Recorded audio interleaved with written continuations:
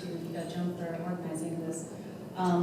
For those of you who may or may not be keeping count, I try not to keep count too long. This is my 5th year as fellowship director, and it's hard for me to believe that I got to this point. And I just want to echo everything that Kim has actually said, that, you know, and I've told all the fellows this, my job and our job is basically to make sure you get out of fellowship and become the best gastroenterologist that you will be. And I know all 4 of you will be doing that. And even though none of you are staying, which makes me very sad, but I'm actually very proud of the fact that you graduated from our program and going out into practice. And we will miss you all. So, without further ado, I'm going to go in alphabetical order because I figured that was the easiest way to do it. And I'll start with Eduardo. Oh, there you are. So, the other thing too is that, you know, this is not my graduation, but so I'm going to just say a few words and I'll leave it basically to the fellows because you really want to hear from the fellows and not me. So, Eduardo, as we know, is from Peru. He's one of our 104 products, not only a resident, but a chief resident, and came into fellowship basically, you know, with a personality as big as life.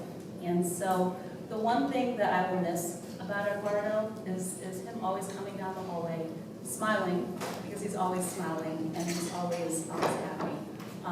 You know, he's always very calm. You know, I'm bummed that West Virginia will be able to play him. But you know what? It's like I'm very excited for him and his family and their new wife. I was just talking to his wife about the fact that there are a lot of wild animals in West Virginia, and I'm really looking forward to the deer and everybody else who's actually going to take over your landscape, basically. But you know, I wanted to say congratulations to Eduardo. The other thing too is he actually functioned as one of my chief residents or chief fellows this year, and I just have a small token of appreciation for him for all the help that he had done. Eduardo?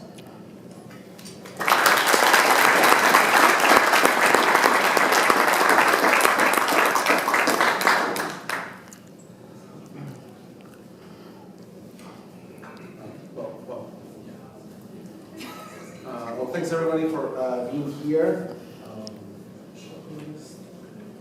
So first of all, I just want to make sure I don't miss this. I want to start by thanking my wife. So, my wife is here, and I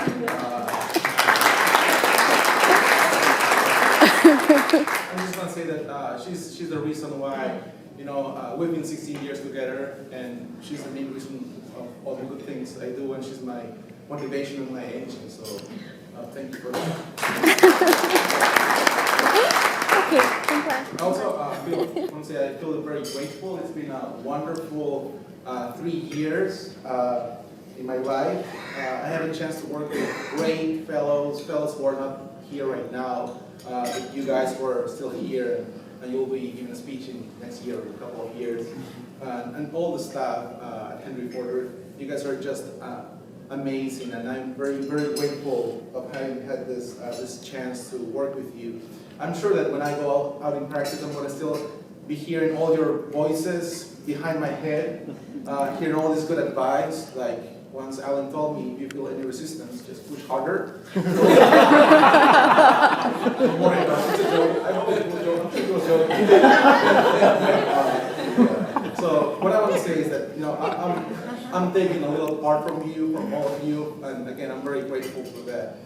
And probably I mentioned this before, but it was probably 12 years ago, and I feel old now when I count those years, but I came to Ford as a medical student, and I rotated in GI, and Dr. Brown was the head of liver back then, and I did 10 days with Dr. Munka, and 10 days with Dr. Blumenthal, and 10 days with Dr. Bank, who was, you know, you were new staff back then.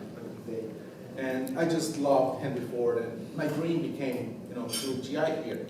And now it's done. So again, thank you for that.